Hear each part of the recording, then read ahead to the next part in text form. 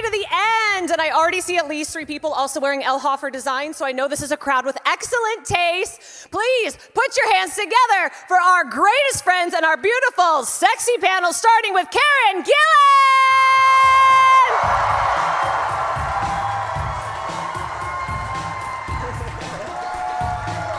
Up next, we have Chukwudi Iwuji!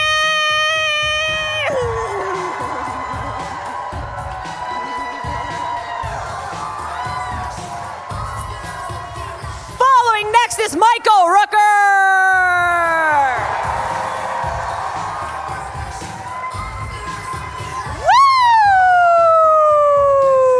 Woo! Hey!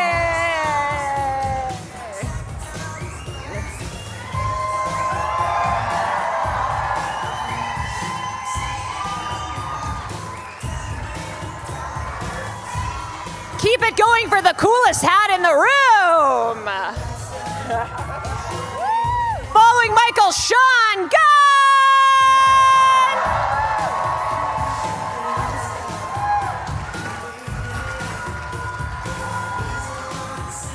And last but not least, the Pominator herself, Pom Klementieff.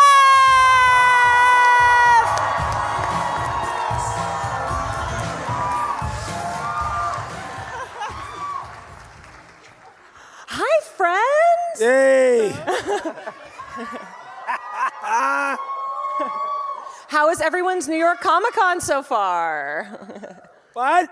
How's your New York Comic-Con so far? Great. And Rooker. Beautiful, beautiful. How was your con so far? Excellent. Yeah, oh, it's good, right? Brilliant. Yeah. Brilliant. Oh, we're having fun. Yeah.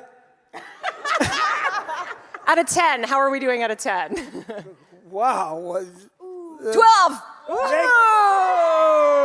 Shh, -5. Oh. Oh yeah, no, that's good though. Oh, okay, that's good. Yeah. That's a good thing for me. You know, I think there might be some people watching at the edges who can bump up that -5 to at least a clean 0. Wait, can we See, get... people are always mixing up those words. Love, lust. You know, it happens all the time. If you would like to shout out your lust for Michael throughout the panel, we all welcome it, I think. Yes! That's my girl. That's going to be a T-shirt next to New York Comic-Con, mark my words. Okay, so everybody on stage has worked together before for a long, long time. So I have a couple questions about how everybody behaves on set. No pressure. Who is most likely to crack up and ruin a take? Michael Rooker. That's a dumb question. There are no dumb questions. No, I remember Michael falling asleep during a scene. Oh, yeah. Oh, yeah. But that wasn't ruining the take. I think that makes kind it of, because better. when you start snoring, it's just, Oh, that's right, it I ruins the did. take. How many takes did you do? Like 6? I don't know. 5 or 6 takes? Gunn would say action, and I'd, like 2 seconds, 3 seconds later, I'd be... And I would swear. like push him and like, wake up. During a very emotional scene. We've got 1 million coffees. Ooh. Wow. Brought right to the main stage. You know, it was my death scene. I have to just sort of little... I was acting dead, yeah. That's it, right? Oh yeah, such a good actor, right? I know, right? That's why. Commitment is Rooker, inspiring. wake up! Wake up! All right, who is most likely to forget a line? Oh. Stop it! What are you? Don't be looking at me. I'm looking at you. Michael, I didn't even share any scenes with you, so I can't comment See? on the fact that everyone said Michael forgets his lines. I pride myself in not answering questions in Q&As and remembering lines. They didn't tell you this was the Michael Rooker and Friends panel? All right, who is most likely to injure themselves on set? I think The guy with the cane? The guy with the a king. Yeah. Oh wait. Oh, maybe I am a bit clumsy. Oh, I've got like too much limb going on. I'm not in control of it. And I also keep getting cast as roles of people who are very in control of their limbs. And so I'm like desperately trying to be that, but it can result in some injuries for other people sometimes. And for that, I'm sorry. But I'm committing to the role. What I'm getting is when this crew gets together to work on a project, that your crew is very stressed. The sound people, the health and safety people, your script supervisor at all I times. really don't think we had any major injuries. We didn't have any bad No, I don't injuries. think so. Maybe in rehearsals. I'm thinking of a different film. Actually. The boring answer to all these questions is that we're pretty professional on set, and pretty much everyone remembers their lines, and so the safety boring. is impeccable on set. And so generally, none of those things happen on our sets, to be honest. Okay, well, let's leave the reality of working on set and let's get into some fun stuff. Who is most likely to actually survive in space? Oh. I think it has to be me, right? Oh. Well, yeah, you live in Wait, space. give us Yeah, a reason. initially- What's your reasoning? Well, I'm purple. Oh, your character. No. So Yeah. my character or my person? Are we talking about the Well, character yeah. or the What are we person? talking about? You know, why not both? Okay, my person, well, yeah, still me. I'd figure it out somehow. Yeah. I'd figure it out. A character, definitely. I mean, he can build anything, right? He's super bright, super intelligent, Yeah. and I don't know. I just think he would. I think he's smarter than every other character here, basically. All of our characters live in space, though, so. Okay, this one is pandering to Michael, as I feel like the last 6 have been. Who is most likely, as a person, to survive the zombie apocalypse?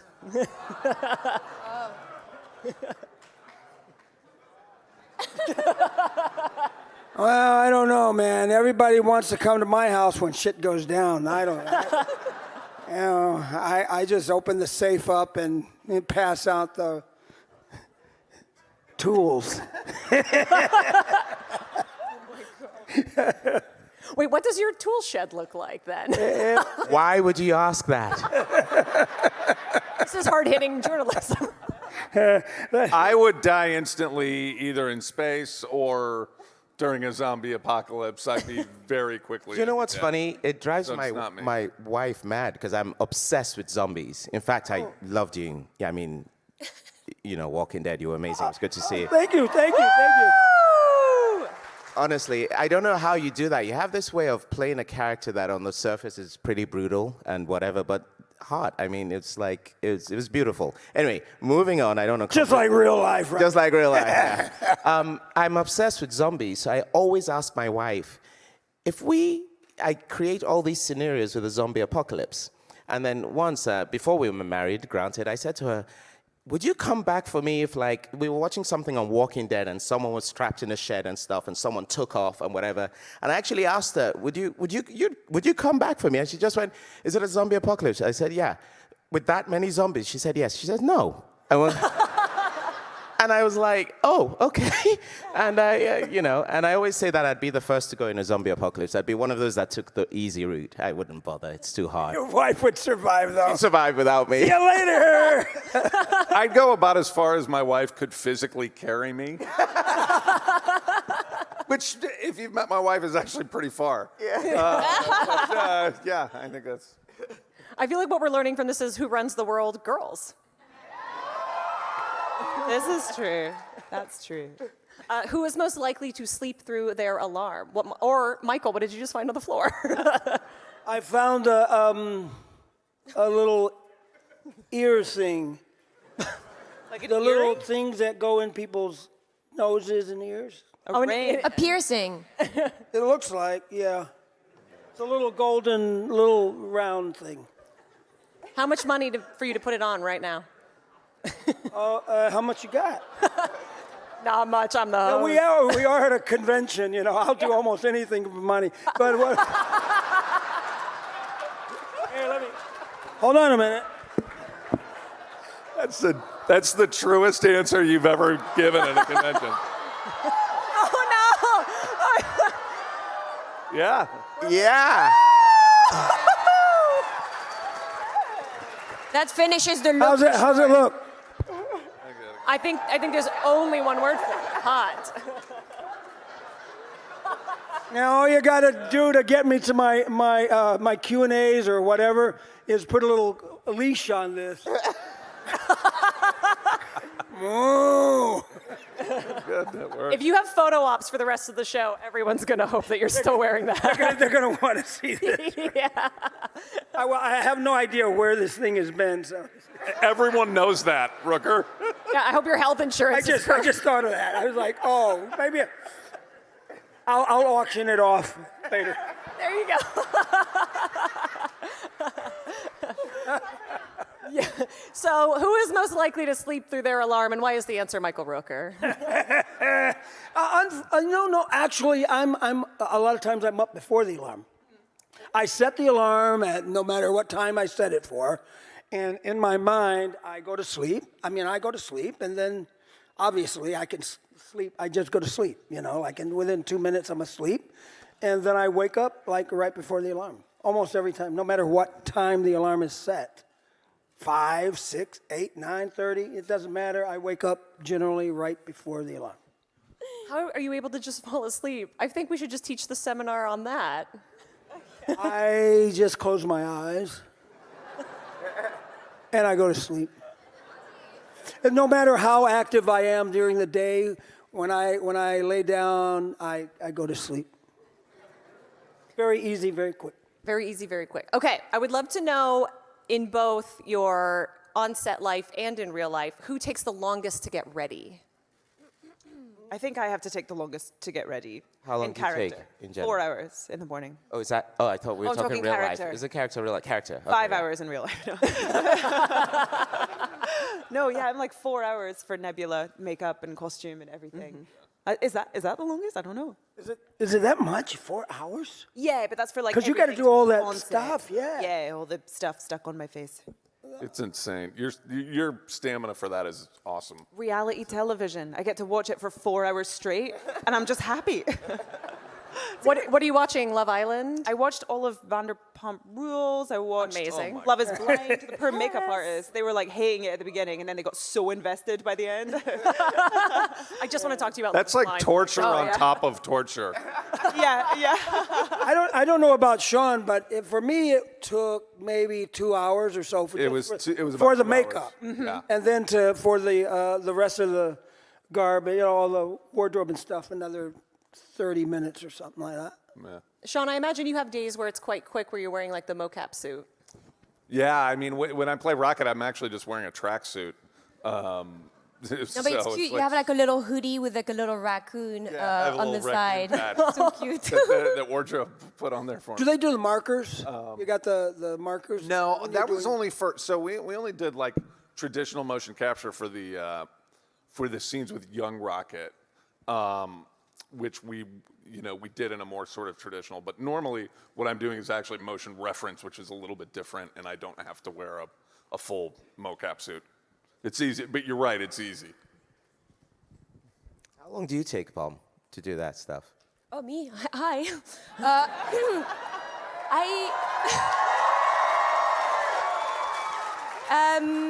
It's not that long because it's my own skin tone. So you have to put prosthetics on my forehead that looks like a little pancake with like giant nipples coming out of it.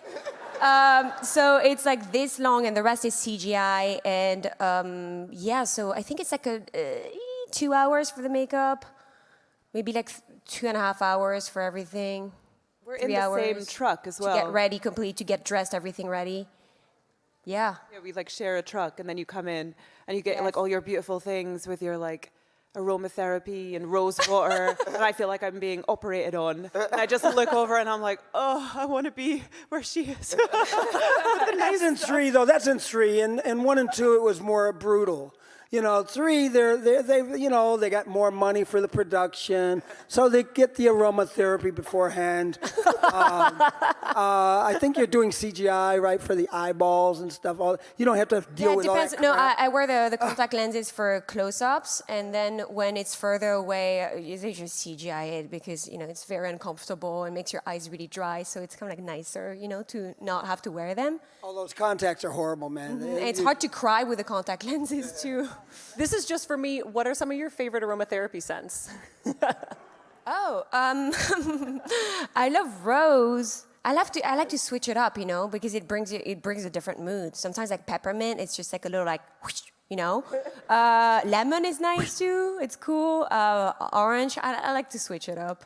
I'm just saying, next New York Comic Con, like Pom's aromatherapy booth could be very popular. It'd be nice. Oh, you could have a whole new line. The what? A whole new line of aromatherapy. And then Michael can show Yeah. up and try different scents on for people. Right on. Oh, that's a good idea. Yeah. And what would be the Rooker scent? I don't like scents. You know, even when I get in the car, so the cars that bring Car us here- scent? No, the cars that they have those the little. Ah, the little I trees. I can't take aromatherapy stuff, man. I just like. I don't want to smell nothing but air, regular air. I'm so sorry that we're doing this in New York then. Good old New York air. Yeah. I went into the bathroom. I ran myself a bath this morning, and the water came out brown with little things on. Where are you staying? And I was like, "What is this?" And there was like a little aromatherapy going on. And I called downstairs, and I was like, "I gotta change rooms, guys." I know. I feel like you need to reach out to your hotel and file. I did before I got in the van to come here. I was like, "Wait a minute." So everybody here has definitely worked together, but for different lengths of time. Some people have been on together for a long time. Some people are new additions. What's it like welcoming a new cast member or being a new cast member joining a pre-established crew? Yeah, man. On my end, like most of you, I saw Guardians in the theater, right? You go to the theater, you watch it, and you watch these guys, and they broke my heart, they made me laugh, and it's incredible.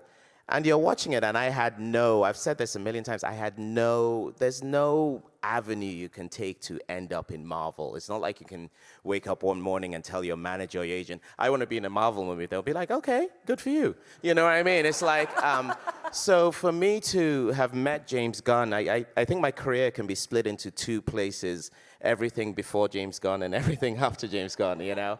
So to have met James, and I'll remember we were on the set of the other show we were doing, Peacemaker, I don't know. And James came up to me and said, I don't know what your schedule is, but I'd like you to play the High Evolutionary in Guardians of the Galaxy 3. He just said it to me on the day we were filming the dance sequence in the, you know what I mean? So you can imagine it was already a pretty great day, you know? And then he comes up to me and says, I want you to do this. So for me, it was good to come into the room already knowing James. Karen and I had worked years before in Doctor Who, so I kind of said, no.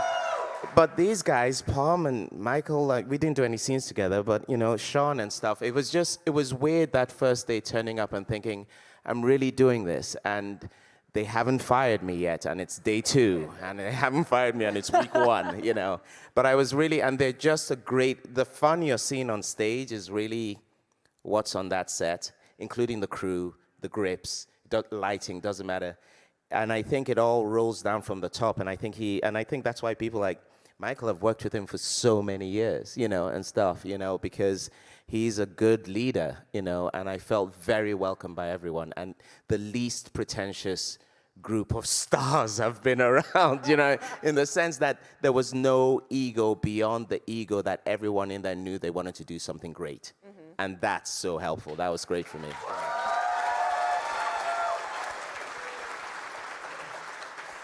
I've worked with him for a while. Sean's worked with him for a while.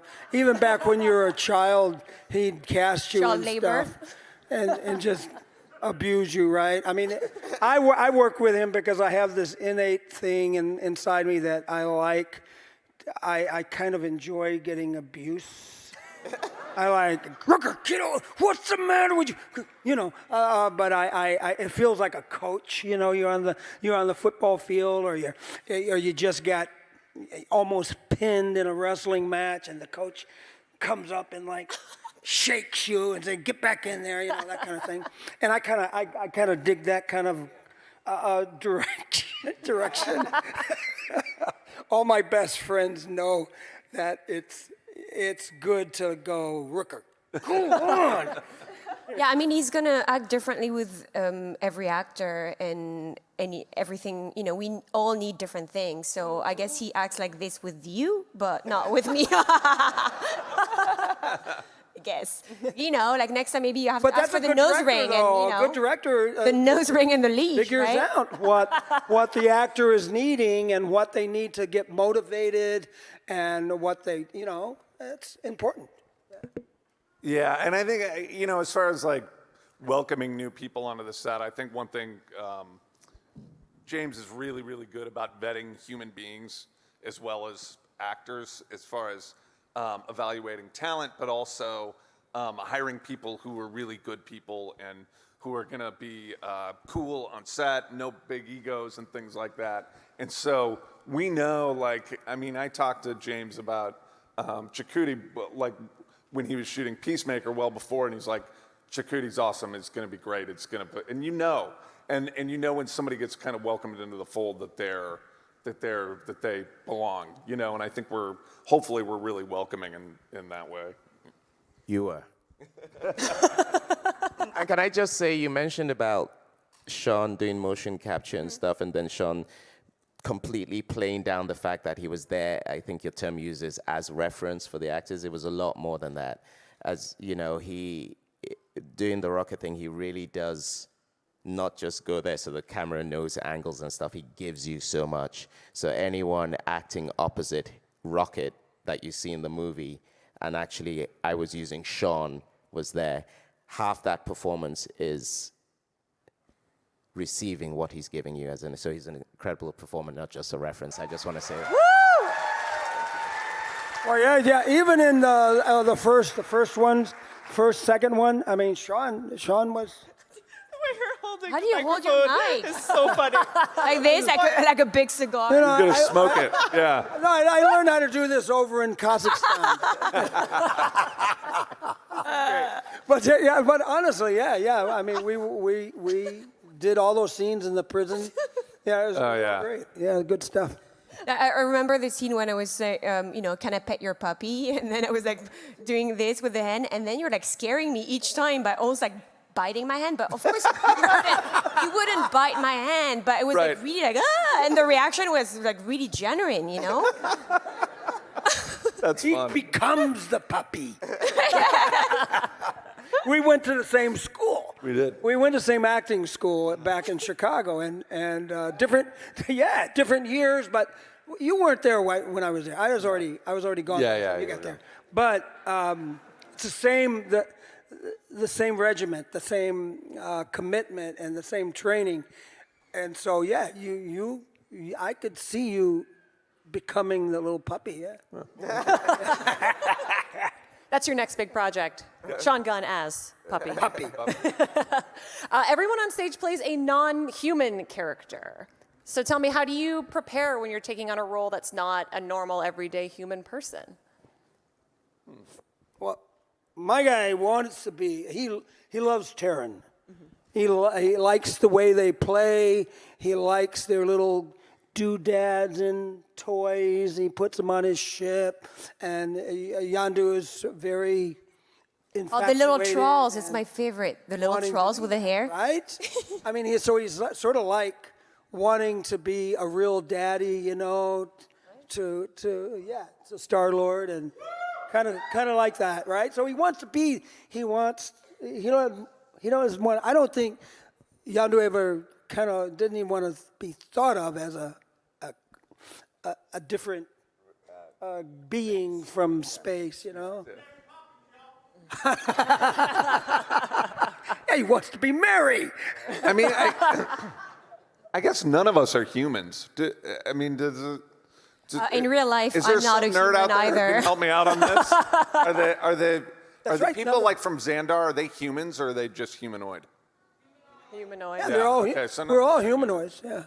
So, right? No. None of us are humans. That's right. None of us play. Oh, up here on the stage? No.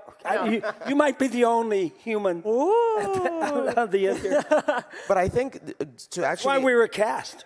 to answer that whole thing of playing these humanoids or space pirates or intergalactic, brainy people and all that stuff is it has to be grounded, right? We have to I think especially in this, trilogy of movies is that everyone just had such a recognizable human trait, do you know what I mean, that we all adhere to.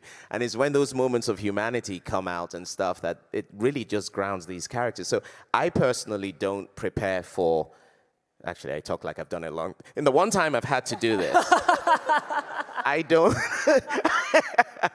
didn't prepare in a galactic way. It's the same thing as if I was doing David Mamet. You know what I mean? You just connect in that way and let the visuals and let the imagination and let the fact you're saying proton, atomic, whatever, instead of sandwiches make you magical. Does that make sense?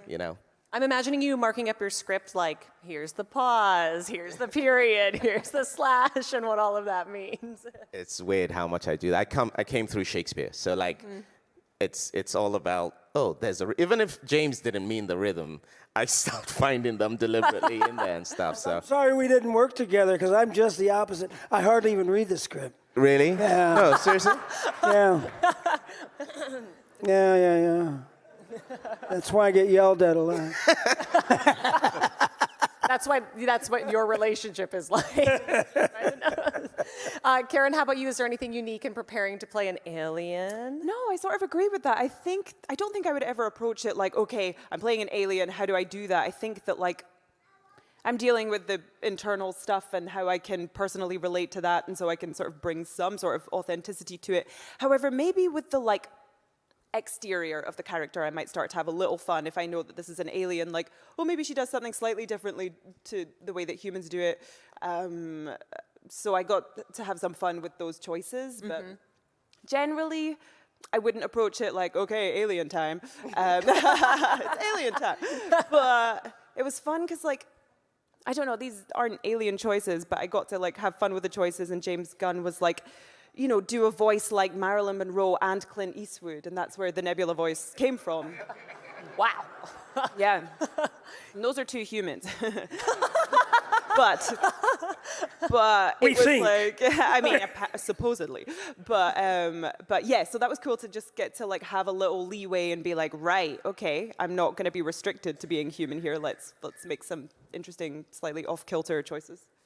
So because a lot of people who are here today in the room and who will be watching this in future are performers or aspiring creatives, I would love if we could start with Pom and go down the line, and could everybody share their best piece of advice for creators? Woo! Keep being curious, I think. Educate yourself by watching movies from all around the world and not just the US, I think. Yes! Work hard, train hard, try and be healthy, read. I don't know, there's so many things. And you can create also by yourself with your phone, write your own things and play with friends. And I don't know, there's so many ways to be creative and to keep creating in your own way, There's not one particular way to follow, So, I don't know. So, yeah. Sean? I would say that it's not about you, that it's that your work needs to be about connecting to other people and about understanding how people behave and telling stories about that, and that your ego most of the time only gets in the way of being able to tell those stories. Michael? This is a very common question, and I know there's a lot of ways of answering it, but I try to keep it as simple as possible, and advice, I try not to give advice to people, so I try to keep that as simple as possible as well. Just remember everything you put on your phone and put on the internet no longer belongs to you. All right? That was It everyone. no longer Everyone. belongs to you. You're not going to get paid for it. So why waste your time? You know, you gotta. Your work is your work, and so you got to make sure that when you get a job, and you will get jobs, make sure you get paid. That. Chukwudi. I would just say don't start at the end. The problem is when art, creative, all that's blasted out there, we always start at the end. I want to be in a Marvel movie. I want to be doing the music, playing Roxy on Broadway. I want to write the next blockbuster. And we're there, and it just sets this thing in front of us, and you forget, well, that's your end point, right? Remember what you have to do beforehand. And Pom's mentioned a lot of them, but you talked about your school in Chicago.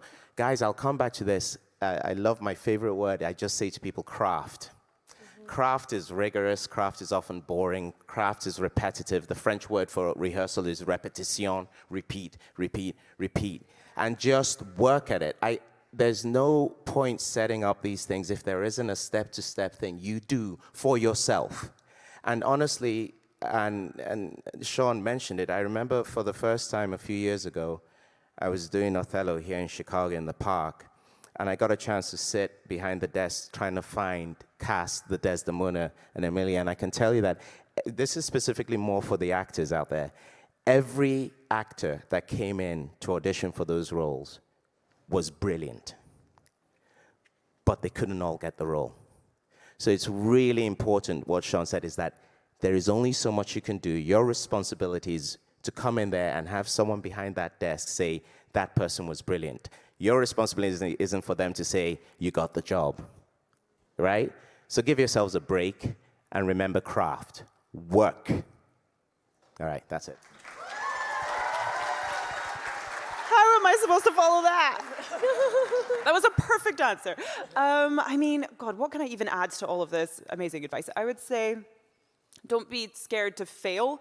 I think that failure is absolutely vital in anything that you want to try out in life. Like, you have to start at a point where you're not good at it, and you're going to have to, as you say, repeat and get good at it, and that takes time and repetition. And, you know, it's an industry that does have quite a lot of rejection, not to get negative, but it does, and that's part of it. So you have to kind of like be not put off by that and be willing to kind of accept that, learn from it, and move on and carry on. So it's all in the persistence. As well as working on your craft, it's like, just be so persistent, and that will really help you out. And never, ever take no for an answer. Never. All right, friends, I'm sad to let you know that we're winding down, but if the people in the back would be very generous and put the lights up, I think we're all going to take a selfie together. And then I expect you all to tag yourselves accordingly. So, please come out. We're going to do what? We're going to take a big selfie? Big selfie. Oh, okay. Selfie like this. DoorDash. Okay.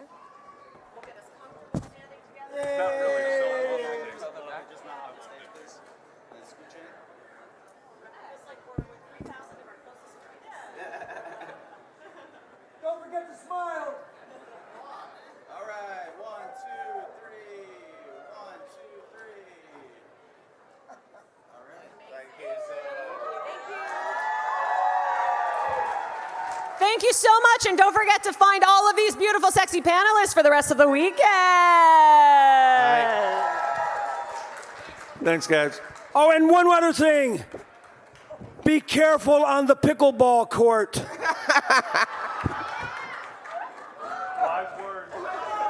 Yes, indeed. Thank you all for joining us right here at the main stage of New York Comic Con. We got more panels coming up right here on the stage throughout the day. Come on back and join us right now. Exit out of this room is going to be directly behind you. all the way to the back of the room.